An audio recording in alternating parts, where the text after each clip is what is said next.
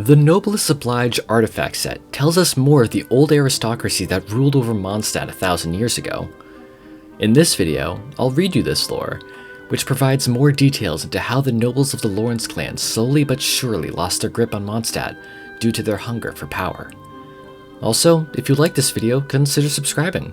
It helps me out a lot and I'd really appreciate it. Anyways, let's move right on and get into the video.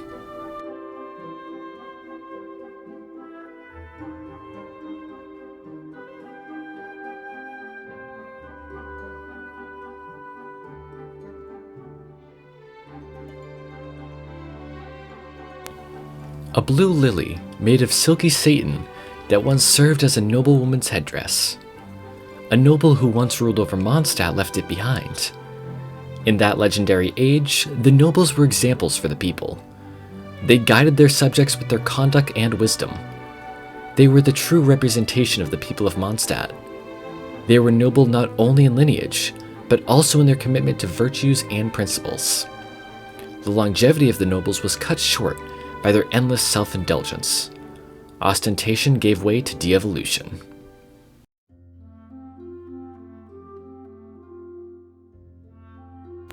The feather of a falcon proudly perched on top of an old noble's hat.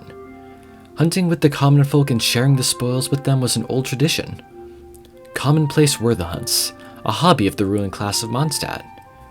The festivities were shared with their servants and the common folk, as a sign of the benevolence of the nobles. All the people were eager participants in the festivities. Hunts soon lost their meaning. The nobles took everything as their own, presuming it their right. Proudly the feather still stood, yet faded was its color in the people's eyes.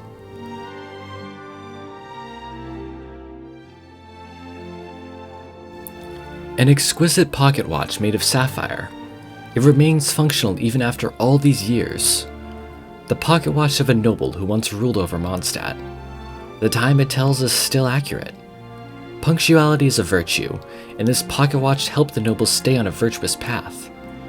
It was more for self-discipline than a tool to influence the common folk. At daybreak, a worthy noble must be more vigilant than his people. At night, he should be more thoughtful and restless than they. Over the years, the once strict schedule was overturned by their indolent descendants.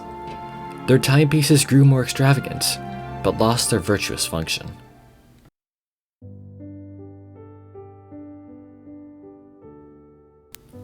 An ornamental urn made of sapphire, bearing the silver insignia of a noble house. It is exquisite and elegant, a testament to the aesthetics of the ancient nobles of Mondstadt. A noble who once ruled over Mondstadt left it behind. However, the extravagant treasures that once lay inside are now gone. These luxuries were symbol of the noble's stature, as well as the confidence, pride, and prosperity of the people of Mondstadt. Then, the nobles fell prey to power. They took and they spent without regard to the people. Luxurious accessories became vanity items.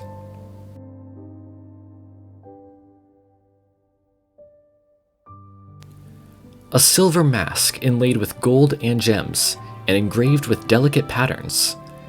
Delicately made, it showcases the elegance and customs of the old nobles. The first nobles who rose up to rule Mondstadt began as heroes of humble origins. These great chieftains and elegant princes, as well as beautiful princesses and noblemen, once welcomed the people to their banquets and feasts. In those days long past, the nobles shared their wisdom and elegance generously. In that golden age, the nobles shared with the people their knowledge and profits. But the later nobles were seduced by power. Their banquets were exclusively for their own pleasure. And that's already it for the Noblesse Oblige Artifact Set. The Lawrence clan may have once ruled over Mondstadt with an iron fist, but nowadays they hold no power at all. Many members of the clan also want to reclaim their former power.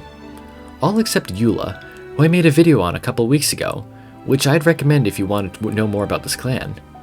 Also, please give suggestions about what artifact set or weapon series you want me to cover too. I want to go over them all eventually. Anyways, that's it for this video. Thank you so much for watching. I hope you all have an amazing day, and I'll see you all in the next video.